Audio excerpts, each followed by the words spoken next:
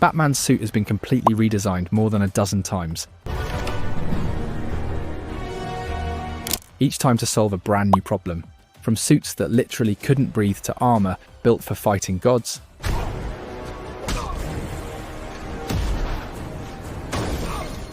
Filmmakers kept hitting the same wall.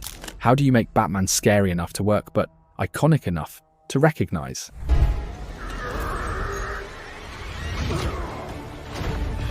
This is the Batsuit movie evolution in 13 redesigns. Some solutions were genius. Others were disasters that actors still complain about today. Seriously, Affleck said his suit was a sauna. Keaton couldn't turn his head.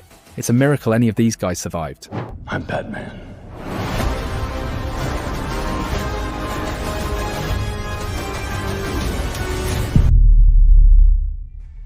Number 1.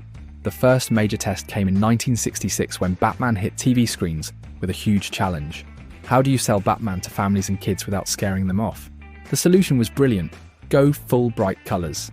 Adam West's blue and grey suit with that giant yellow bat symbol looks totally wrong for a Dark Knight, right? But those bright colours were pure genius. The lightweight fabric and shorter cape made Batman feel like your friendly neighbourhood hero instead of some terrifying vigilante. That yellow oval around the bat became the most famous Batman logo ever, sticking around in comics for decades. The campy suit gave us the core Batman shape that every movie since has either copied or totally rejected. Sometimes the wrong choice creates the biggest impact. This bright, toy-friendly approach proved Batman could work for mass audiences and made him a pop culture icon. But what happens when a director wants Batman to be terrifying instead of adorable? Number 2. Tim Burton faced the complete opposite problem. How do you make people forget that campy TV Batman and actually take this guy seriously as a dark vigilante? The solution was totally radical. Throw out everything audiences expected and build something that looked more like medieval armor than a superhero costume. This all-black suit wasn't just darker, it was designed to make Batman look like a creature instead of a person wearing a costume. Costume designer Bob Ringwood created a matte black, heavily sculpted suit with foam and latex over armor-like plates that created external muscles, transforming Michael Keaton into something way more intimidating. The integrated cowl and body armor created a silhouette that screamed unstoppable force rather than colourful hero. Yeah, the cowl's construction severely limited Keaton's head rotation, but that actually made him more creature-like. Burton's gothic approach proved Batman could carry a serious adult blockbuster and open the door for darker superhero movies. This wasn't just changing costumes, it was completely reinventing what Batman could be on screen. The design influenced superhero suits for the next decade. Burton proved Batman could be adult dark on a studio scale, but the sequel would need to marry that menace with serious movement. Number 3. Batman Returns had to top Burton's already revolutionary design while giving Batman way more physical action sequences. The challenge wasn't just looking intimidating anymore. Batman needed to move, fight, and perform stunts while keeping that creature-like presence. The sequel's suit introduced modular armor pieces and a tear-away cowl, basically turning Batman into a tactical operator who could adapt mid-fight. Costume designers Bob Ringwood and Mary E. Vogt switched to thinner, more flexible foam latex that let Keaton actually move around. The tear-away cowl meant he could fight and perform complex stunts while still maintaining that intimidating silhouette when needed. The armoured plating on the torso made him look more like a tank than the previous suit's moulded abs. Plus, that cape could transform into a glider with a spring-loaded framework. Batman literally flies through the sky now. Result: a Batman who could actually land punches and glide. Burton's menace, now mobile. The modular approach established Batman as someone who engineers his gear for maximum combat effectiveness. But then the studio had a completely different question about The Dark Knight. Number 4. Warner Brothers wanted Batman to sell more toys, and Joel Schumacher shifted the brand towards spectacle and merchandising.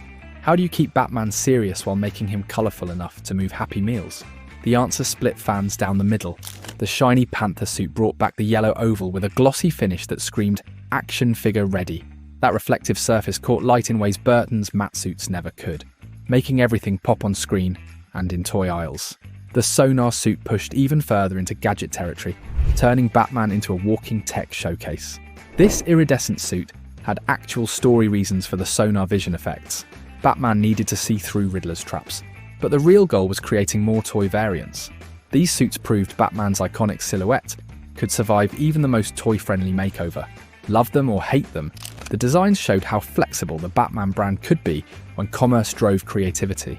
The merchandising strategy worked. Batman Forever was a massive commercial hit, but Warner Bros. Wasn't done pushing boundaries. Number 5. Batman and Robin pushed the neon experiment to its absolute limit, creating suits that prioritized visual spectacle over any pretense of realism. Jose Fernandez designed these suits to look like life-sized, glossy plastic action figures, complete with those infamous nipples, a stylistic choice inspired by classical statuary that became a cultural punchline. The sculpted chest muscles and shiny finish made Batman look more like a Ken doll than a vigilante. George Clooney's suit had that toy-like appearance that screamed, "Buy me at Walmart." The Arctic suit variant for fighting Mr. Freeze went even further. Silver and blue colours, plus functional props like pop-out ice skates. These designs became the ultimate test of how far you could push Batman's visual identity, while technically keeping the bat symbol and cape intact.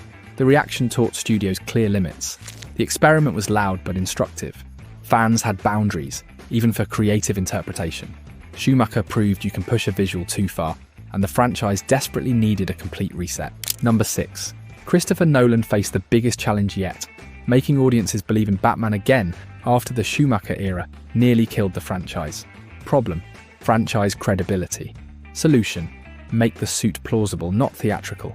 The Nomex-based suit with memory cloth cape wasn't just realistic, it was designed to read like real military tech. They used a Nomex survival suit as the base layer, the same fire-resistant material the US Army developed but couldn't afford. Over that went Kevlar bi-weave armor plates designed to stop slashing weapons and deflect bullets. The graphite cowl worked like a protective helmet with bulletproof lining. In the story, Lucius Fox explains this R&D origin.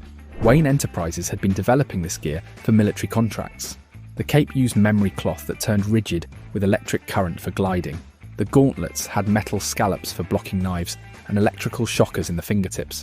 Every piece had a function, from the utility belt designed like a climbing harness to temperature regulation built into the undersuit. This approach proved that grounding Batman in real-world tech made him more impressive, not less. Nolan showed that the most unbelievable thing about Batman could be that his gear actually works. But even this revolutionary design would need one major upgrade. Number 7. The Dark Knight faced a new problem. Batman needed to be a detective and fighter who could move his head and fight multiple opponents. The solution meant breaking Nolan's own rules about the integrated cowl. They redesigned everything around mobility. The hardened Kevlar plates over titanium-dipped tri-weave fibers got broken into segments instead of solid armor. Christian Bale actually requested the separate cowl because he wanted to turn his head without moving his whole body. The background research notes he wanted to be able to back out of driveways without the restriction, which makes total sense when you think about it. The articulated armor and separate cowl let Batman turn his head for the first time in movies, making him feel more human and tactical. The white eye effects from the sonar vision gave him that comic book look while actually serving a purpose. Those retractable gauntlet blades could now be launched as projectiles, turning Batman into something between a ninja and a SWAT officer. This suit found the perfect balance between armored protection and human agility. Sometimes improving functionality makes a character more iconic, not less. And when you need to finish the story, you often don't reinvent, you refine. Number 8. The Dark Knight Rises faced an interesting challenge. How do you improve on a suit that already worked perfectly? Nolan chose conservative refinements, upgraded durability and reinforcement, rather than a full redesign. The decision to stick with the same basic suit design showed confidence that they'd already solved Batman's visual identity. Think about it. When something works this well, why mess with it? The core silhouette, the separate cowl, the articulated armor plates all stayed exactly the same. Smart move. The subtle improvements focused on durability and combat effectiveness rather than radical redesign. Batman needed gear that could handle Bane's brutal physical attacks. The armor got tougher reinforcement without changing how it looked. The protective plating received upgrades to withstand more punishment. These weren't flashy changes you'd notice in trailers, but they mattered for the story.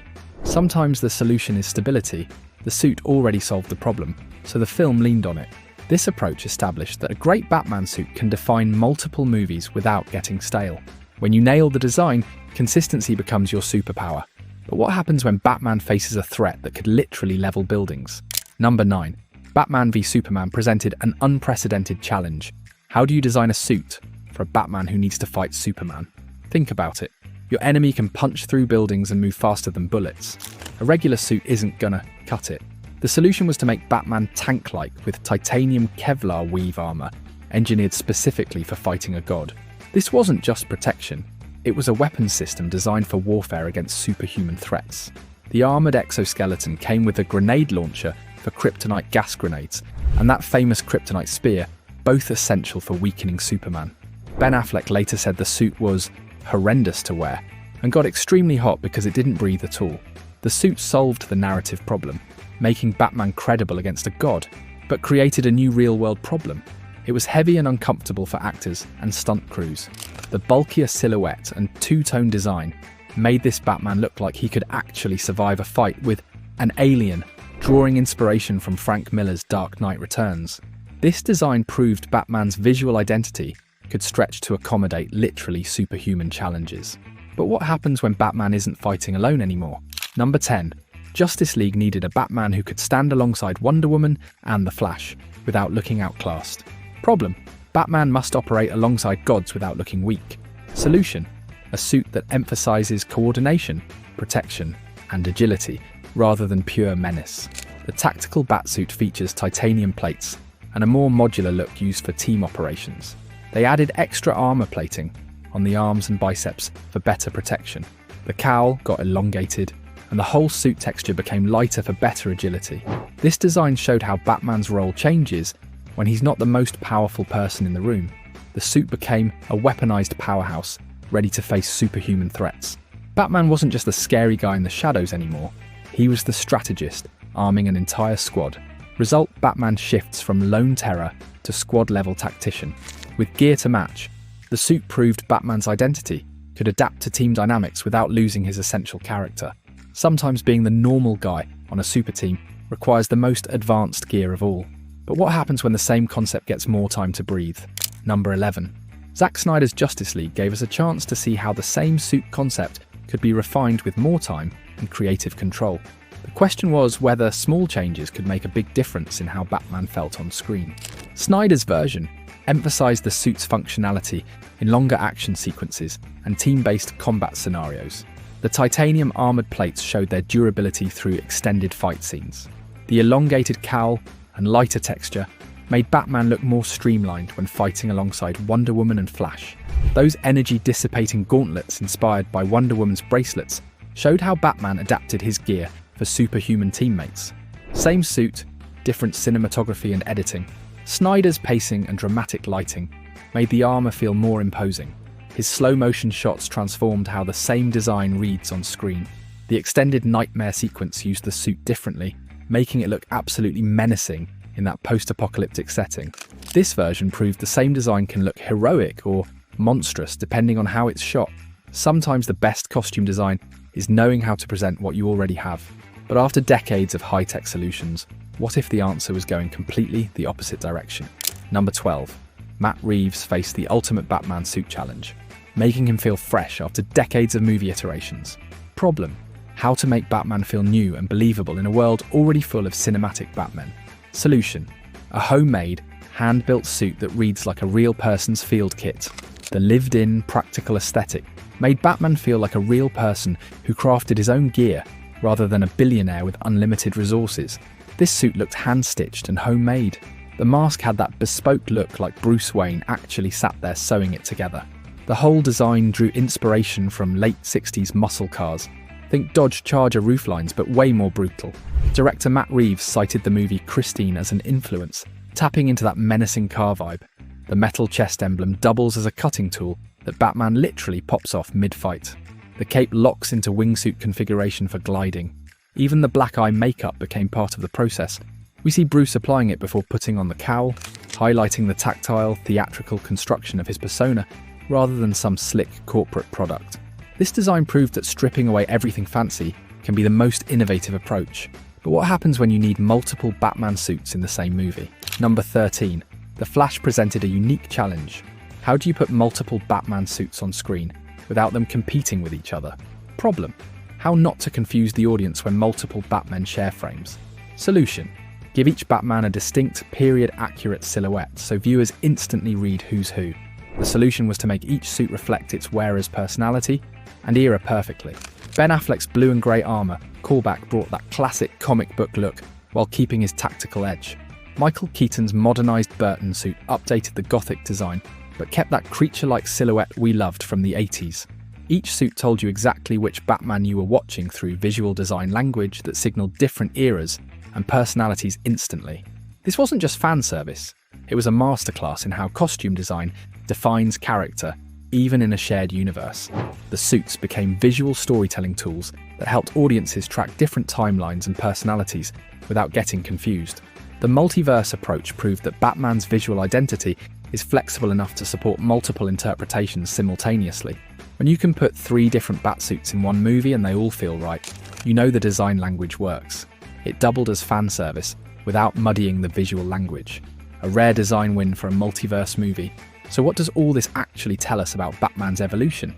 Each era posed a specific problem: marketing to families, creating gothic menace, enabling mobility, boosting merchandising, achieving realism, fighting gods, coordinating teams, or feeling fresh.